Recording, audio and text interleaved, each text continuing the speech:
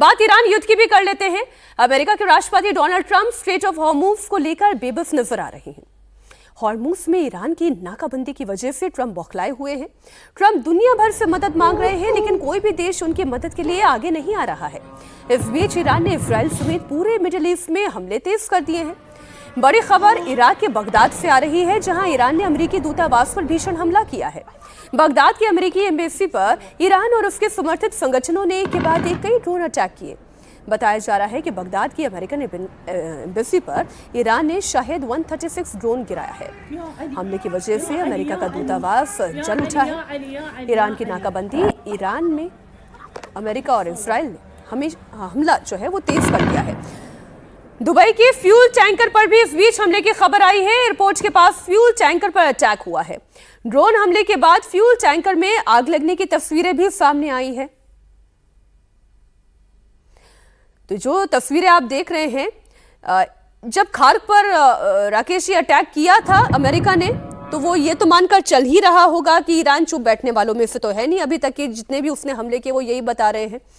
तो चाहे वो अमेरिकी एम्बेसी होगी, चाहे उनके जवान होंगे, चाहे उनके मिलिट्री बेसेस होंगे, सब पर चुन चुन के हमला करेगा ईरान। ईरान एक नई रणनीति पे आगे बढ़ रहा है। ईरान अब इनका जो पूरे दुनिया में एकाधिकार है डॉलर का, उस एकाधिकार को तोड़ने की तरफ कदम बढ़ा रहा। वो धीरे धीरे कह रहा है कि अब डॉलर पे तेल की खरीद नहीं होगी, युआन पे होगी। तो यदि युआन पे तेल की खरीदी होगी तो पेट्रो युआन हो जाएगा, जो अभी पेट्रो डॉलर है। तो यदि पेट्रो डॉलर की जगह पे पेट्रो युआन हो जाएगा तो आप देखिए कि बाजार की स्थितियां फिर कैसे होंगी। यानी ईरान जो है, जिसके एकाधिकार को लेके ट्रंप अभी तक हनक दिखा रहे थे, उनको यह एहसास हो चुका है कि अब डॉलर की कीमत धीरे धीरे कम होने वाली है। ट्रंप का किसी के पास अब जोर नहीं बचा। नेटो अलग हट चुका है।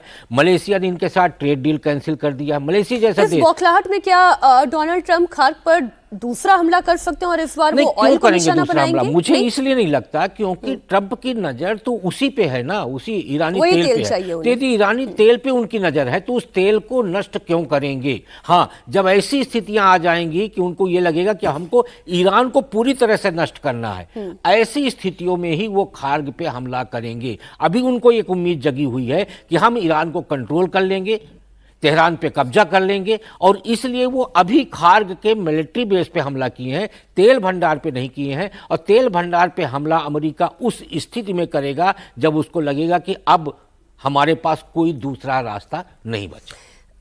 अमेरिका के पास कौन सा रास्ता बाकी है? क्योंकि सारे रास्ते तो उसने अख्तियार कर लिए हैं। उसने स्ट्रेट ऑफ हॉर्मुज में अपने कमांडोज भी तैनात कर दिए कि वो शिप्स की रक्षा कर ले। उसने खार्क पर भी अटैक करके देख लिया। तेहरान तो बर्बाद करके रख दिया। लेकिन और क्या विकल्प है उसके पास? नहीं, उसके पास अभी सबसे बढ़िया विकल्प बचा हुआ है कि आप युद्ध समाप्त कर दीजिए।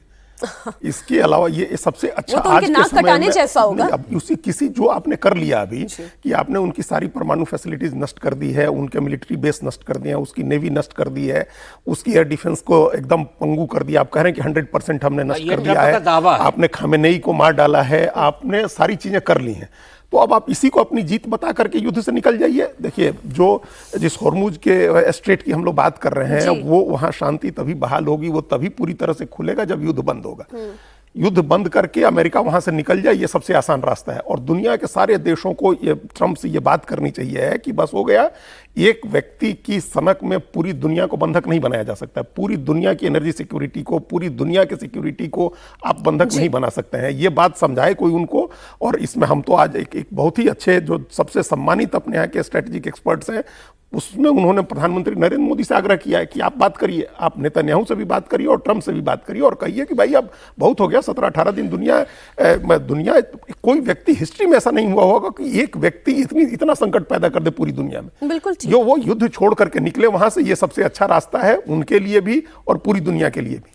और भारत के प्रधानमंत्री नरेंद्र मोदी तो हमेशा ये कहते आए हैं कि युद्ध का समय नहीं है, ये बुद्ध का समय है। यही बात उन्होंने रूस और यूक्रेन को भी समझाने की कोशिश की। यही बात अगर वो इजराइल और अमेरिका को समझा पाने में कामयाब होते हैं तो असली पीस मेकर तो भारत के प्रधानमंत्री कहलाएंगे। लेकिन देखना यह होगा, आज हम ये पूरी चर्चा तब करें जब आज हम युद्ध के 18वें दिन में मौजूद हैं और अभी भी एक बड़ा संकट पूरी दुनिया पर मंडरा रहा है।